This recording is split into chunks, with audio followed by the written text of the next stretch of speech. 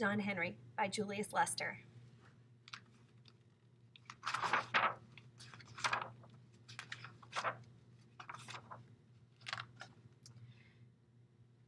You have probably never heard of John Henry, or maybe you heard about him, but you don't know the ins and outs of his comings and goings. Well, that's why I'm going to tell you about him. When John Henry was born, birds came from everywhere to see him. The bears and panthers and moose and deer and rabbits and squirrels and even a unicorn came out of the woods to see him. And instead of the sun tending to his business and going to bed, it was peeping out from behind the moon's skirts trying to get a glimpse of the new baby.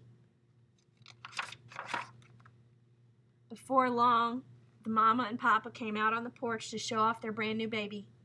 The birds oohed and the animals awed at how handsome the baby was. Somewhere in the middle of one of the oohs, or maybe it was on the backside of one of the ahs, that baby jumped out of his mama's arms and started growing.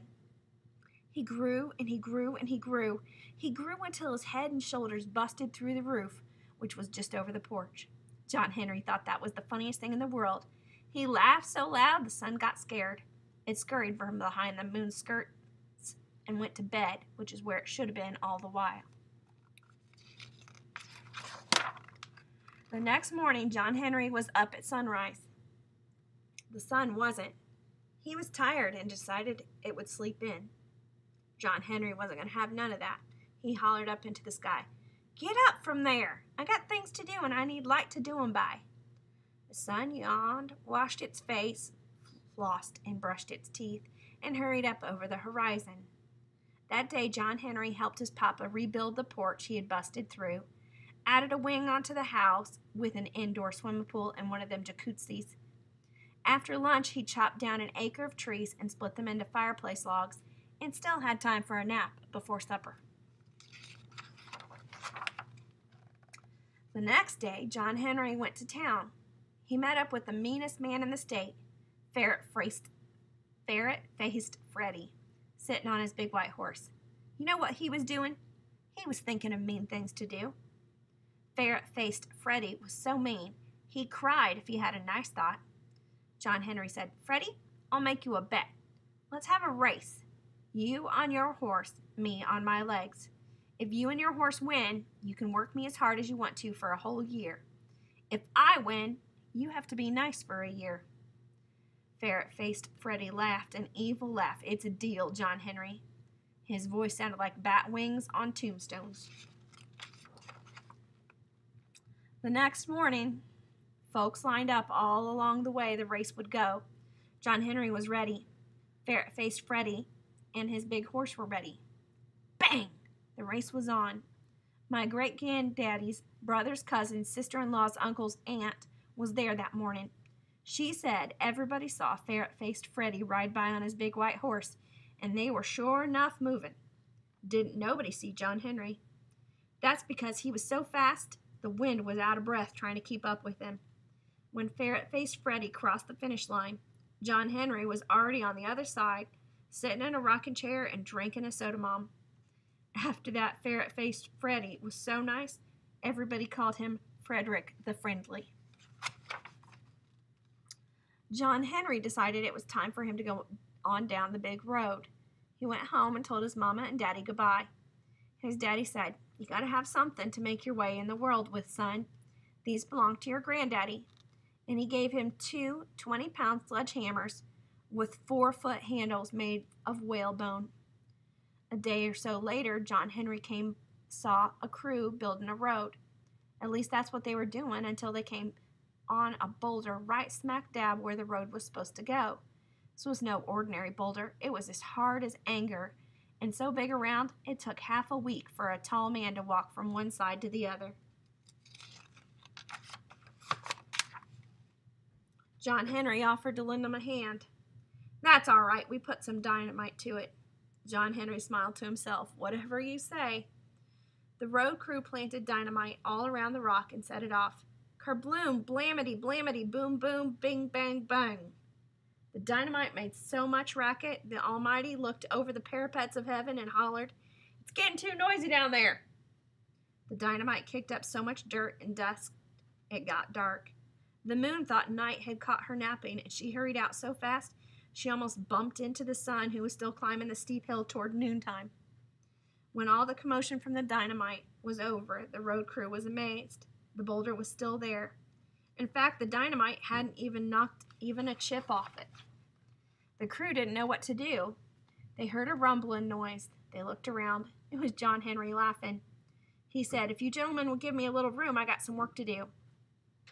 "Don't see how you could do what dynamite couldn't," said the boss of the crew. John Henry chuckled. "Just watch me." He swung one of his hammers round and round his head. It made such a wind that the leaves blew off the tree and birds fell out of the sky. Ring! The hammer hit the boulder. That boulder shivered like you do on a cold winter morning when it looks like the school bus is never going to come. Ring! The boulder shivered like the morning when freedom came to the slaves. John Henry picked up his other hammer. He swung one hammer in a circle over his head. As soon as it hit the rock, ring! The hammer left his left hand, started to make a circle, and ring! Soon the ring of one hammer followed the ring of the other one so closely it sounded like they were falling at the same time. Ring, ring, ring, ring. Chips and dust were flying from the boulder so fast that John Henry vanished from sight, but you could still hear his hammers. Ring, ring. The air seemed to be dancing to the rhythm of his hammers. The boss of the road crew looked up. His mouth dropped open. He pointed to the sky. There in the air above the boulder was a rainbow. John Henry was swinging the hammer so fast he was making a rainbow around his shoulders. It was shining and shimmering in the dust and grit like hope that never dies. John Henry started singing, "I got a rainbow," ring, ring, "tied around my shoulder," ring, ring, "it ain't gonna rain, no, it ain't gonna rain," ring, ring. John Henry sang, and he hammered, and the air danced, and the rainbow shimmered, and the earth shook and rolled from the blows of the hammer. Finally, it was quiet. Slowly, the dust cleared. Folks could not believe their eyes. The boulder was gone, and in its place was the prettiest and straightest road they had ever seen. Not only had John Henry pulverized the boulder into pebbles, he had finished building the road. In the distance, where the new road connected to the main one, the road crew saw John Henry waving goodbye, a hammer on each shoulder, the rainbow draped around him like love. John Henry went on his way. He had heard that any man good with a hammer could find work building the Chesapeake and Ohio Railroad through West Virginia. That was where he had been going when he stopped to build the road. The next day, John Henry arrived at the railroad. However, work had stopped. The railroad tracks had to go through a mountain, and such a mountain. Next to it, even John Henry felt small. But a worker told John Henry about a new machine they were going to use to tunnel through the mountain. It was called a steam drill. It can hammer faster and harder than 10 men, and it never has to stop and rest. The next day, the boss arrived with the steam drill. John Henry said to him, "Let's have a contest. Your steam drill against me and my hammers." The man laughed. "I've heard you're the best there ever was, John Henry, but even you can't out-hammer a machine." "Let's find out," John Henry answered. The boss shrugged. "Don't make me know, never mind. You start on the other side of the mountain, and I'll start the steam drill over here. Whoever gets to the middle first is the winner." The next morning, all was still. The birds weren't singing and the roosters weren't crowing. When the son didn't hear the rooster, he wondered if something was wrong, so he rose a couple minutes early to see. What he saw was a mountain as big as hurt feelings. On one side was a big machine hooked up to hoses. It was belching smoke and steam. As the machine attacked the mountain, rocks and dirt and underbrush flew into the air. On the other side was John Henry. Next to the mountain, he didn't look much bigger than a wish that wasn't going to come true. He had a 20-pound hammer in each hand and muscles as hard as wisdom in each arm. As he swung them through the air, they shone like silver, and when the hammers hit the rock, they rang like gold. Before long, tongues of fire leaped out with each blow.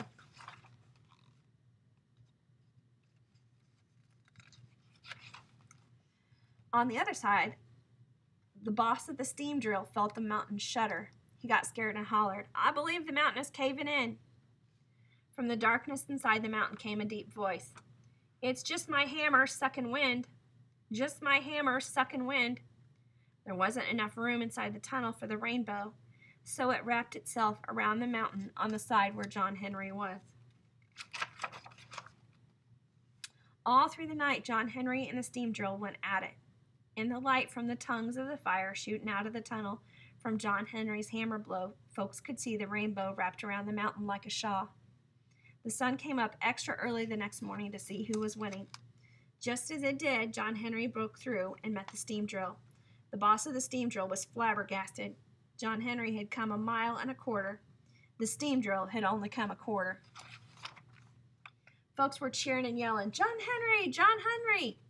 John Henry walked out of the tunnel into the sunlight, raised his arms over his head, a hammer in each hand. The rainbow slid off the mountain and around his shoulders. With a smile, John Henry's eyes closed, and slowly he fell to the ground. John Henry was dead. He had hammered so hard and so fast and so long that his big heart had burst. Everybody was silent for a minute, and then came the sound of soft crying. Some said it came from the moon. Another one said she saw the sun shed a tear. Then something strange happened. Afterwards, folks swore the rainbow whispered it. I don't know, but whether it was a whisper or a thought, everybody had the same knowing at the same moment. Dying ain't important. Everybody does that. What matters is how well you do your living.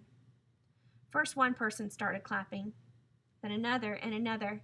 Soon everybody was clapping. The next morning the sun got everybody up early to say goodbye to John Henry. They put him on a flatbed railroad cart, and the train made its way slowly out of the mountains. All along the way, folks lined both sides of the track, and they were cheering and shouting through their tears. "John Henry! John Henry!" John Henry's body was taken to Washington, D.C. Some say he was buried on the White House lawn late one night while the President and the Mrs. President was asleep. I don't know about none of that. What I do know is this. If you walk by the White House late at night, stand real still and listen real closely. Folks say you might just hear a deep voice singing, "I got a rainbow, ring, ring, tied around my shoulder, ring, ring. It ain't gonna rain, no it ain't gonna rain, ring, ring." John Henry by Julius Lester.